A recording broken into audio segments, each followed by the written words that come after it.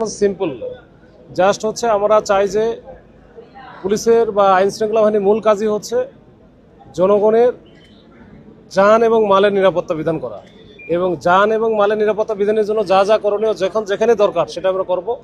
এখানে যেহেতু আলোচিত এটা একটা অঞ্চল, এখানে কিন্তু আসলে রাষ্ট্রের ভিতরে রাষ্ট্র ছিল আমরা শুনেছি।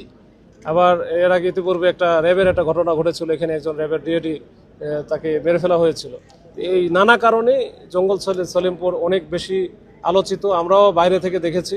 তো ওই জন্যই আমি চিন্তা করলাম এটা দিয়ে আমি শুরু করব। তো আমি ওই প্ল্যানের অংশ হিসেবে এখানে আসছি। এখানে যেন একেবারে এখানকার যারা অধিবাসী আছে তারা যেন নির্বিঘ্নে ভীতিহীন পরিবেশে, যেটা ফিয়ারলেস এনভায়রনমেন্ট বলে, এই পরিবেশে তারা যেন শান্তিপূর্ণভাবে এখানে বসবাস করে। কোনো রকম সন্ত্রাসের অভয়ারণ্য এখানে তৈরি না হয়, সন্ত্রাসী কার্যকলাপ যেন না চলে। এখানে অন্যান্য এলাকার মতো এই জঙ্গল সলিমপুরে যেন অন্যান্য এলাকার মতো বাংলাদেশের যেন এখানে একেবারে শান্তি শৃঙ্খলাভাবে শান্তিপূর্ণভাবে জনগণ বসবাস করতে পারে, সেই নিশ্চয়তা দেওয়ার জন্য আমি এখানে আসছি।